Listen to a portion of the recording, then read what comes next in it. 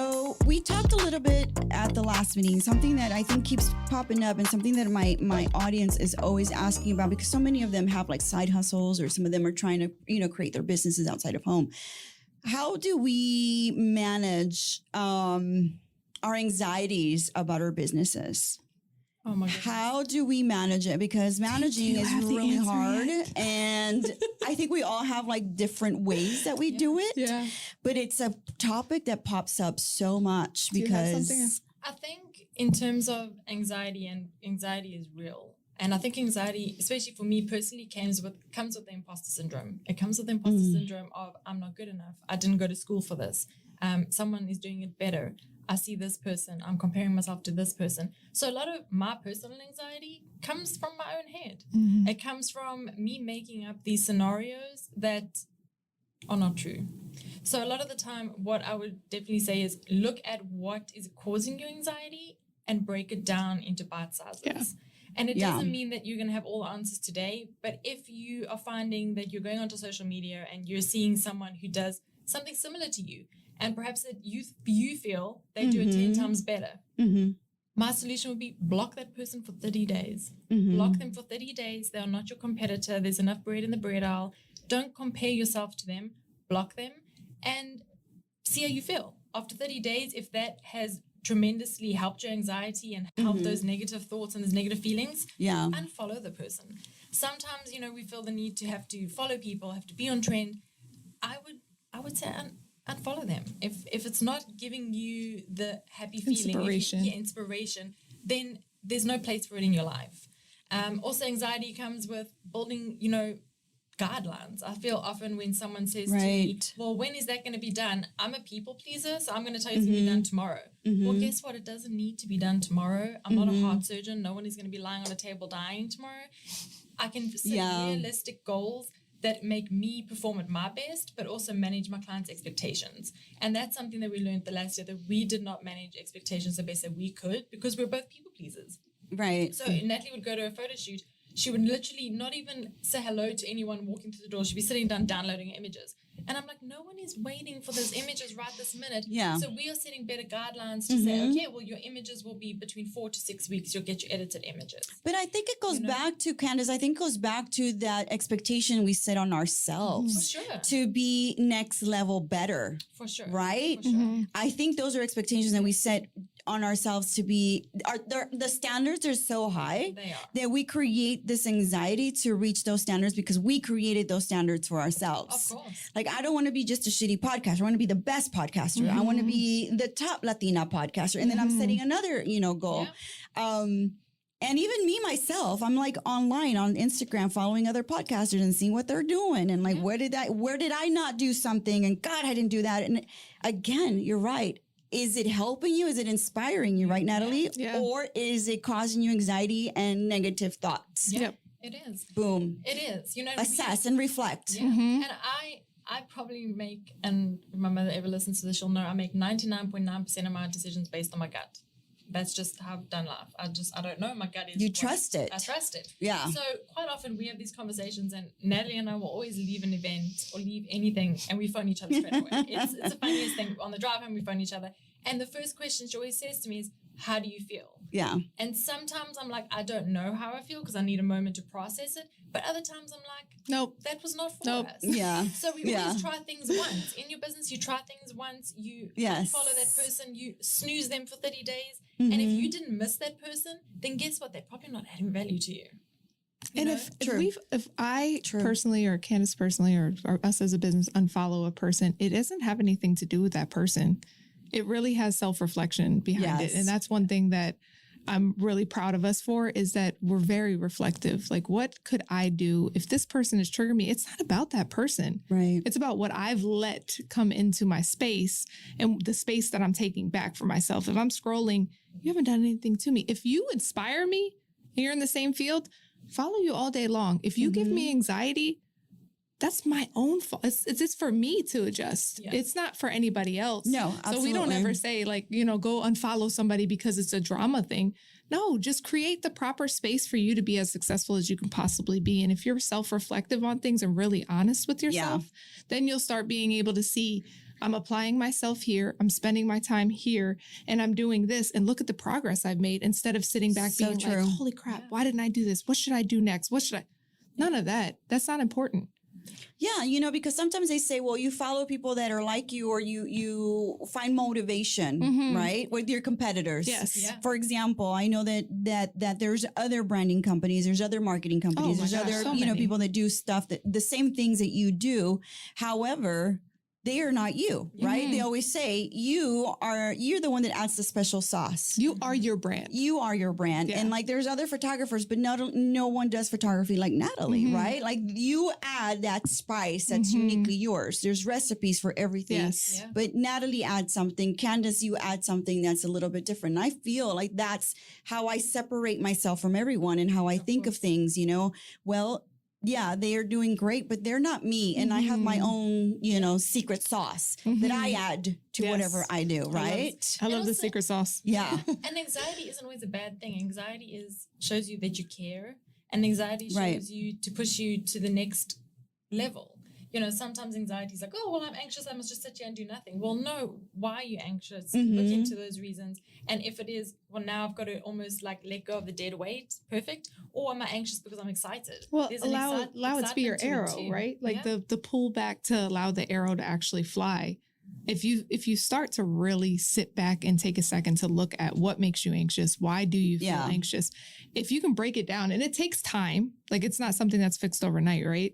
But it takes time. If you look at it and you're like, well, what makes me anxious? Why does it make me anxious? Okay, at the end of the day, it's because I want to be great for my clients, because I want my clients to be great. Yes. That's amazing. That's awesome. Yes. But let's go ahead and take a step back and say, how can I adjust this that I can still allow myself to be great, if not more great for my clients, because I'm in a more calm state. Yeah. Right. I'm not making decisions based off of anxiety. I'm making decisions based off of love and a passion, a commitment, and being a commitment to my clients. Yeah. So it could be take anxiety, slow it down a little bit, and make you better.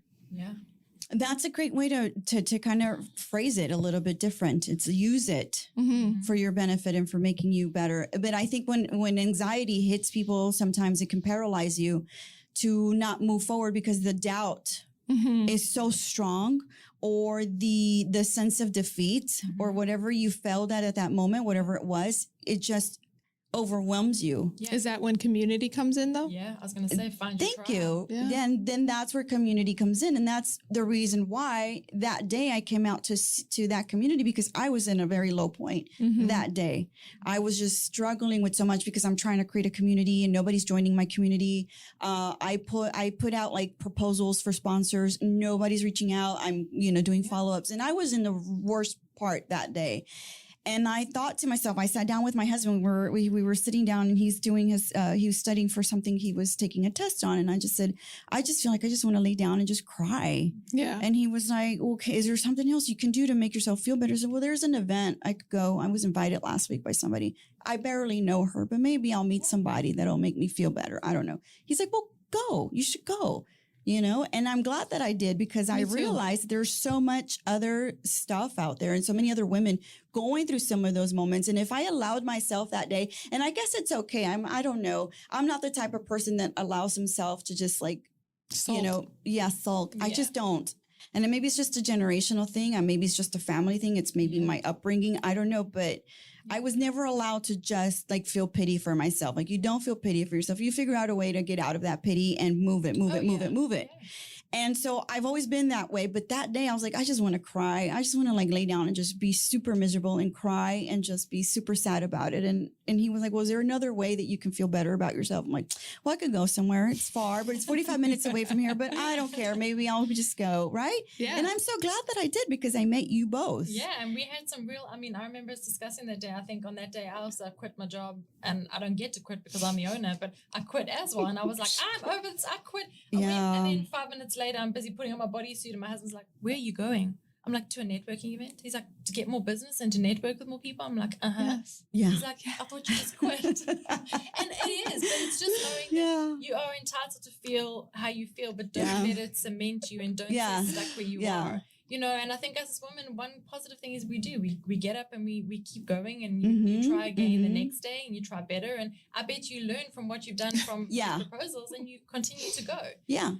My husband thinks I'm mad because I do quit on a daily basis some days, and then I get up and I do it the next day. I know. With all enthusiasm. So it's definitely. Yeah. And there's another school of thought where they say, lay in your feelings, you know, sit on them. Yeah. I can't because then I simmer for too long, and then I simmer in drama, and then I'm a drama queen, and then I become like super like I'm worthless, right? Yeah, but it's a slippery slope. It is, Natalie. But I think that you learning yourself and being in this portion of like 30s, 40s in business long enough, it allows you to really be able to know yourself, because one thing, like, baselines are awesome, right? They're a starting point for us women.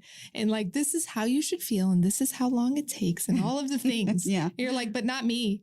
That doesn't last for me. And so it's important to know yourself. For me, I'm not a wallow in it. I'm going to have a moment.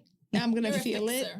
I'm a fixer. Yeah, you're like me. I'm not going to wallow in it. I just because there's no solution. And I'm just going to sit here, and it's going to be this slippery slope that all of a sudden there's like, all of a sudden you're in Alaska and there's a snowball coming, and you're like, how did I even get in a whole different state? And why is there a snowball? I hate the cold. And all of a sudden you're like, what just happened? Yeah. So I agree that you wallow in it for a very short period of time. And it's also, again, even though it's your husband, it's still your community. That's your community. Is your baseline for him to be like, I don't have the solution. So can you please go somewhere else and ask somebody else, because I don't know. Yes. You have a networking event. Please, can you go? Please. Yes, go. Entrepreneurship is like having children. You get sent home with this thing to keep alive. I know. And to make grow and to make flourish and make beautiful and to pass it on. And there's no instruction manual. And you take it personal. There is no instructional manual. I mean, you take it personal. Yeah, and like, you know, and that's why we say branding is so important, because you show someone your new branding. It's like showing you a new baby, and maybe they don't think your baby's as cute, or maybe they ask, is it a girl or a boy? And you're like, it's wearing a pink bow. Why are you like, can't you see? Yeah. And it is. Entrepreneurship is like motherhood. You get thrown into it. There's no instruction manual. You don't know if you're doing it right. You're second guessing all the time. And your husband's just sitting there like, I don't know. Yeah. I really don't know. No. Cheering you on from the sidelines, like, go, way to go. You're doing a great job.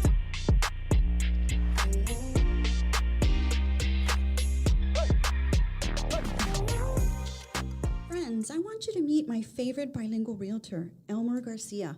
You all know that a passion of mine is real estate investing, and having a great realtor by your side is essential. Elmer knows the city of Houston like the back of his hand, and not only is he highly regarded by his clients, but also by the professionals in his field. I can tell you from experience that he is attentive, trustworthy, thorough, and detail-oriented. He knows what I like, y'all, and seeks out opportunities for finding the right property for me. His services range from residential real estate to commercial and investment. He will guide you the entire way, I can tell you that.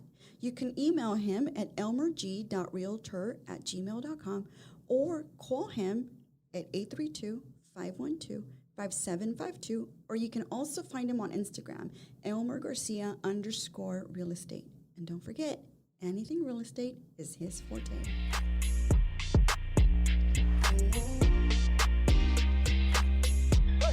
Is your husband an entrepreneur? Yeah, he's a businessman. So he's always been in business for 24 years now. What does he do? So he used to have an auto repair shop for many years, for 20 years. So he worked in the River Oaks area, and then he sold the property, and so they built a development, and then he's a developer now. So he's been in business for years. He gets it. But he's like, I don't know how else to help you. Like, I'm like, I just don't want you to help me. I just need you to listen to me right now, because I feel really, really shitty about myself right now. I'm like, I don't feel like I should be proving to people how good I am at something. I'm 48 years old. I've been doing this forever. And that's the thing that I'm like, gosh, I'm really good. Yeah. And if you only like said yes to me, you would be amazed at how I would come through for you and bring you value. And I'm not just going to say, you're going to be my sponsor, and I'm just going to say, oh, hi, this is my sponsor, blah, blah, blah. No, I'm actually going to go out and like really promote you, be an ambassador for you. Like, I go through those moments, and I'm like, gosh, I'm almost 50. I shouldn't be having to prove myself at this point. Yeah. It's really crazy. And we've been in business together now like 6-7 years, and I'm still struggling with that part of it. Like, Well, and it's a matter of, I think, still finding outward validation. And I think I was having this conversation with my husband yesterday where I was like, you say outwardly, I don't care what anybody thinks. I don't care what they think about my business. I don't care what they think about me. And then in the back of your head, you're like, well, how come they didn't do that? And how come they didn't like it? Or how come they didn't say that they wanted to do? And how come they didn't sign on the dotted line? And all of these things that you're like, take a second, one, and realize the people that are supposed to be in your lives are going to be in your lives. Right. 2, you are badass at what you do. And 3, the validation of people that don't want to be a part of what you have going on, it really isn't important. And if you could really pause for a second and put that into perspective, I think we'd all live a little bit healthier lives. Yeah. Oh, yeah. But it's addressing it over and over, because the one time that you address it and you're like, okay, this makes sense and I don't care anymore. Don't be fooled by the fact that that's not going to pop. It's like whack-a-mole. It pops back up and you're like, no, I remember I already said no to you. And you're just being able to take that space back for yourself and know that you know with 50 years almost in life, that the right people will be in your corner. I mean, this is awesome for us even to be here. And we met last week. We did. But back to what you said, community. When those moments are low and the things are going well, go find your community, go find your tribe, go connect again, which is what I did that day. And it really helped me, but it's so true. Natalie, you're absolutely correct. Go find that community again. Yeah. And maybe your potential sponsor is in the community, and maybe because in the community, you're not asking. Maybe you should ask. Maybe it's a shameless plug, and I'm asking now in my community. Yeah. Because quite often we promote our business, but we also don't want to ask for support in our community. But that's what your community's for. Yeah. Maybe if it's not in your community, maybe it's someone you know in your community, Right. So often we kind of look to spread our wings and go on social media and find all these national followers. Well, no, we need to plug into our immediate community. The ones that are already there and nourish those, right? Yeah. I went into something popped up on my Facebook. I didn't have the morning off because, good Lord, business never ends. Yeah. But there was a space to be able to go and network. And I'm a vibes person, and I felt a vibe off of this post. And I was like, okay, I'm going to go. So I showed up and I was like, it's going to be amazing because I followed through on this, right? Like, it's going to be awesome. And I walk in and it wasn't what I thought it was going to be. And it wasn't. But instead of in that moment taking that beat down where you're like, holy crap, you thought your intuition is so great, and here you are at this networking event that isn't even the networking event that you wanted it to be. And it forced me to grow in a different area where I was like, don't be here for you anymore. Don't be here to tell people about how amazing you are as a branding photographer and videography and short form videos and talking heads and all of these things. Don't be here for that anymore. Don't be here for JNC. Don't be here for yourself. Think about your clients and what referrals that you can give for them. And so I honestly sat back and I was like, okay, that lady needs X, Y, and Z. And I handed her a little paper that I ripped off and was like, here's some social media accounts that you can follow that I think would be great for your business. Yeah. Here's some that would be great for here's some for you. I shook hands and I walked out. And if there's connections that I could make from a place of really just love, it wasn't for me to be on the next step or then going forward.